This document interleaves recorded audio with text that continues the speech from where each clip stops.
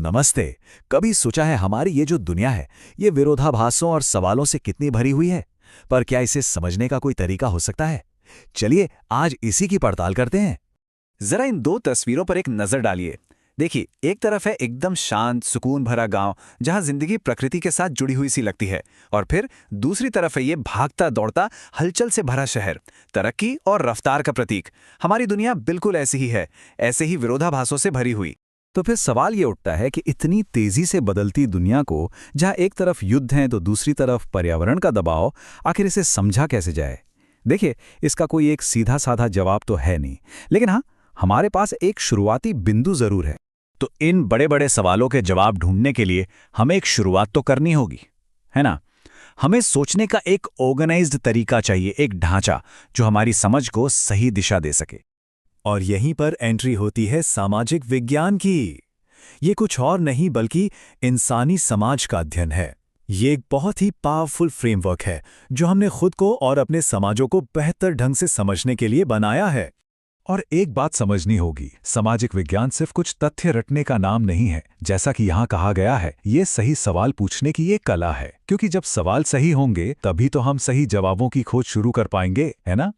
तो ठीक है, सामाजिक विज्ञान हमें दुनिया को देखने के लिए कौन कौन से अलग अलग लेंस या नजरिए देता है।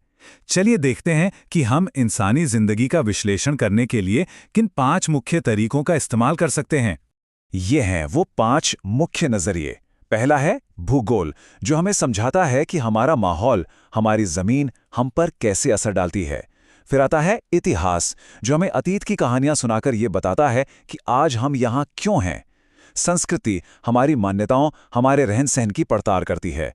शासन ये देखता है कि समाज के नियम कानून और व्यवस्था कैसे चलती है। और आखिर में है अर्थशास्त्र, जो ये विश्लेषण करता है कि हम अपनी जरूरतें कैसे पूरी करते हैं। जब ये सब मिल जाते हैं तो दुनिया की एक पूरी तस्वीर सामने आती है। अच्छा, इन 5 में से चलिए भूगोल से ही शुरू करते हैं। यह हमें अपने आसपास की दुनिया को समझने में मदद करता है, और इसका एक ऐसा जबरदस्त टूल है जो शायद हम सब ने अपनी जिंदगी में कभी ना कभी इस्तेमाल किया ही होगा। और वो टूल है नक्शा। सच कहूं तो ये दुनिया को समझने के लिए हमारे सबसे पुराने और सबसे ताकतवर औजारों में से एक है। ये हमें जगहों को और उनके बीच के रिश्तों को देखने में मदद करता है। तो आखिर ये नक्शा है क्या और ये करता क्या है? देखिए, ये किसी भी इलाके की एक सांकेतिक ड्राइंग है जो एक गाइड की तरह काम करती है। ये हमें बताता है कि एक जगह से दूसरी जगह कैसे पहुंचना है, और कभी-कभी तो नक्शा किसी जगह की पूरी कहानी भी बयान कर देता है। तो चलिए अब नक्शे की इस भाषा को समझने के लिए एक छोटी सी मास्टर क्लास ली जाए। किसी भी नक्शे को पढ़ने के लिए बस 3 चीजें जाननी जरूरी हैं। पहली है दूरी, जिसे हम पैमाना या स्केल कहते हैं।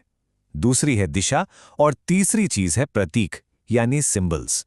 ये तीनों मिलकर ही नक्शे को एक काम का टूल बनाते हैं। पैमाना या स्केल एक तरह से जादू ही है जो पूरी दुनिया को एक कागज पर समेट देता है। ये बस एक अनुपात है, नक्शे पर दूरी और जमीन पर असली दूरी के बीच का।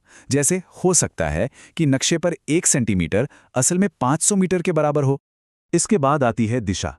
हम सब जानते हैं, उत्तर, दक्षिण, पूरब और पश्चिम। ज्यादातर नक्शों में उत्तर दिशा दिखाने के लिए एक तीर बना होता है। यह हमें नक्शे को सही से ओरिएंट करने में, मतलब सही दिशा में रखने में मदद करता है। और आखिर में आते हैं प्रतीक यानी सिंबल्स। ये नक्शे की अपनी एक अनोखी भाषा है। अब जाहिर सी बात है कि नक्शे पर हर एक इमारत या पेड़ को तो बनाया नहीं जा सकता, इसलिए इमारतों, सड़कों और नदियों जैसी चीजों को दिखाने के लिए कुछ स्टैंडर्ड सिंबल्स का इस्तेमाल होता है। चलिए कुछ उदाहरण देखते हैं। जैसे ये टूटी फूटी लाइन दिख रही है, ये अंतर्राष्ट्रीय सीमा को दिखाती है, और जहां पीओ लिखा है उसका मतलब है कि वहां पोस्ट ऑफिस है। ये प्रतीक एक यूनिवर्सल भाषा की तरह है जिसे कोई भी सीख सकता है। चलिए ठीक है, अब तक जो भी हमने सीखा है उसे इस्तेमाल में लाने का वक्त आ गया है। इस नक्शे को जरा ध्यान से देखिए। एक मजेदार चुनौती के लिए तैयार हो जाइए। तो मान लीजिए कि कोई अभी-अभी रेलवे स्टेशन पर पहुंचा है जो नक्शे में ऊपर बाईं तरफ है, और उसे जाना है बैंक तक जो कि नीचे दाईं तरफ है। तो रास्ता क्या होगा? लगाइए जरा दिमाग। चलिए इसका हल देखते हैं। स्टेशन से निकलकर दक्षिण की ओर चलना होगा, फिर अस्पताल के पास से जो सड़क पूरब की ओर जा रही है उसे लेना होगा, और बस पब्लिक पार्क के दक्षिण में दाईं ओर ही बैंक है।